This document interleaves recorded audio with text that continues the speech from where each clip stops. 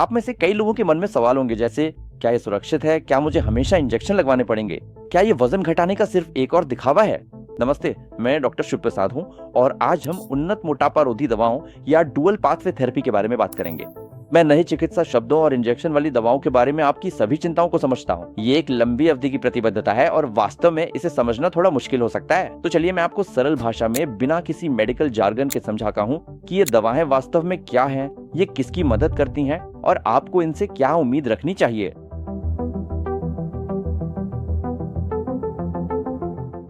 सबसे पहली बात, आइए समझते हैं कि ये उन्नत मोटापा रोधी दवाएं वास्तव में आपके शरीर में क्या करती हैं। खाना खाने के बाद आपकी आंत दो महत्वपूर्ण हार्मोन बनाती है। पहला हार्मोन GIP है और ये भोजन आने पर आपके अग्नाशय को इंसुलिन छोड़ने में मदद करता है, और दूसरा GLP-1 है जो पाचन को धीमा करता है और पेट भरने पर आपके मस्तिष्क को संकेत देता है और आपके ब्लड शुगर को नियंत्रित करता है। लेकिन मोटापे और मधुमेह के मामले में ऐसा नहीं होता है, जहां आपका शरीर वास्तव में इन संकेतों का ठीक से जवाब देना बंद कर देता है, क्योंकि आपका मस्तिष्क पेट भरने जैसे संकेतों को नहीं सुन पाता है और आपका अग्नाशय आपकी शुगर को कुशलता पूर्वक नियंत्रित नहीं कर पाता है। मैं आपको कुछ नई मोटापा रोधी दवाओं के बारे में बताता हूँ जो डुअल पाथवे के माध्यम से काम करती हैं और दोनों हार्मोन रिसेप्टर्स GIP पाथवे और GLP-1 पाथवे को एक साथ सक्रिय कर सकती हैं। इसे इस तरह से सोचें, यदि एक पाथवे सिंगल लेन सड़क है जो जाम है और ये दवाएं 2 लेन हाईवे खोलती हैं, तो अब इसके परिणाम स्वरूप बेहतर ट्रैफिक फ्लो होता है।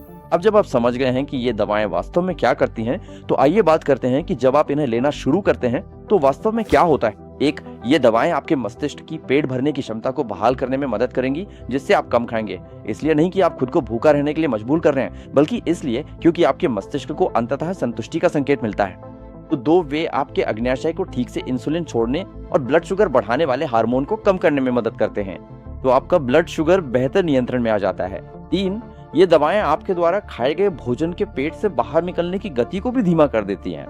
इसके परिणाम स्वरूप आप लंबे समय तक पेट भरा हुआ महसूस करते हैं। साथ ही ये डाइट पिल की तरह भूख को दबाने वाली कोई चीज नहीं है, ये वास्तव में खराब मेटाबॉलिक सिग्नलिंग को ठीक करने में मदद कर रहा है।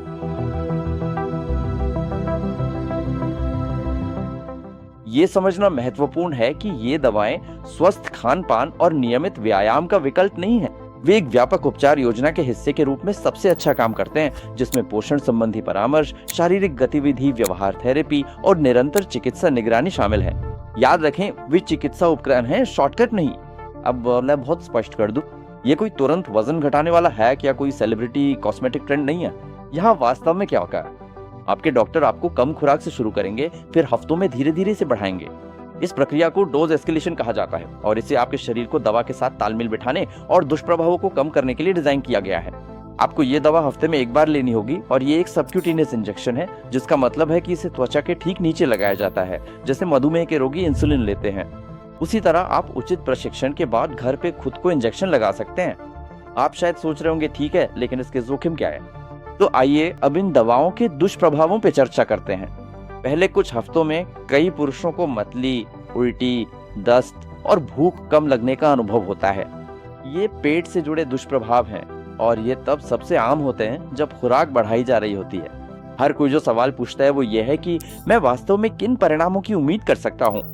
नैदानिक अध्ययनों में जब जीवन शैली में बदलाव के साथ जोड़ा जाता है, तो इन दवाओं का उपयोग करने वाले कुछ रोगियों को समय के साथ वजन में काफी कमी का अनुभव होता है, जिसके परिणाम हर व्यक्ति में अलग अलग होते हैं। वजन में बदलाव के अलावा कुछ डॉक्टरों ने कमर के आकार, रक्तचाप, कोलेस्ट्रॉल, ट्राइग्लिसराइड के स्तर में भी सुधार देखा है। और टाइप 2 मधुमेह वाले लोगों में आहार में बदलाव के साथ दवा लेने पर समय के साथ ब्लड शुगर नियंत्रण में काफी सुधार हो सकता है। ये ध्यान रखना महत्वपूर्ण है कि ये बदलाव हफ्तों में नहीं बल्कि महीनों में आते हैं और खुराक समायोजन, नियमित फॉलोअप, अच्छे पोषण और शारीरिक गतिविधि के साथ सबसे अच्छा काम करते हैं। व्यक्तिगत परिणाम कई कारकों पर निर्भर करते हैं, जिसमें उस पूरी उपचार योजना का पालन करना भी शामिल है।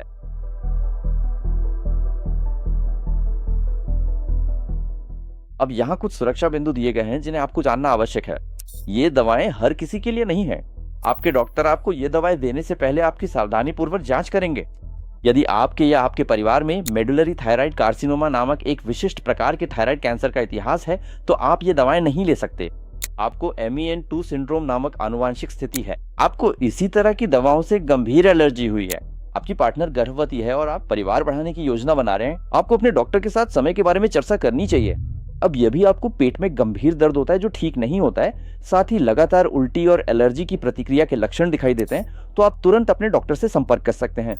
ये अग्नाशय शोथ या कुछ अन्य गंभीर समस्याओं के संकेत हो सकते हैं जो बहुत कम ही होते हैं। साथ ही एक महत्वपूर्ण बात, ये दवाएं मोटापे को एक पुरानी बीमारी के रूप में लंबे समय तक प्रबंधित करने के लिए डिजाइन की गई हैं, ठीक वैसे ही जैसे रक्तचाप या मधुमेह की दवाएं काम करती हैं। उपचार की अवधि और उपयुक्तता आपके विशेषज्ञ द्वारा आपकी चिकित्सा प्रतिक्रिया और समग्र स्वास्थ्य लक्ष्यों के आधार पर निर्धारित की जानी चाहिए। अब मैं जानता हूं कि साप्ताहिक इंजेक्शन डरावने लगते हैं और शायद इनके बारे में सोचना शर्मनाक भी हो सकता है, लेकिन ये एक मानक चिकित्सा उपचार है, जैसे दुनिया भर में लाखों मधुमेह रोगी अपनी स्थिति का प्रबंधन करते हैं। ये एक छोटी सी सुई है जिसमें मुश्किल से 30 सेकंड लगते हैं और ये आपके घर पे एकांत में किया जाता है। ये कोई कमजोरी नहीं है, ये वास्तव में उन्नत चिकित्सा उपचार के साथ एक चिकित्सीय स्थिति पर नियंत्रण पाना है।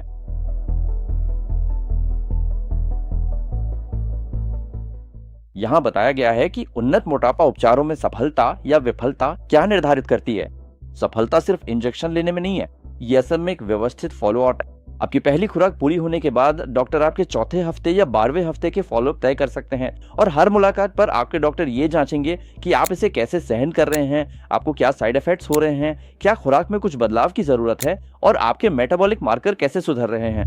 कई पुरुष पहले 6 हफ्तों में ही इलाज बंद कर देते हैं, इसलिए नहीं कि ये काम नहीं करता, बल्कि इसलिए क्योंकि वे सही फॉलोअप योजना का पालन नहीं करते या अस्थायी साइड इफेक्ट से निराश हो जाते हैं। तो याद रखें, जब आप अपने एंडोक्रिनोलॉजिस्ट या डायबिटोलॉजिस्ट के पास वापस जाएं, तो ये खास सवाल पूछें।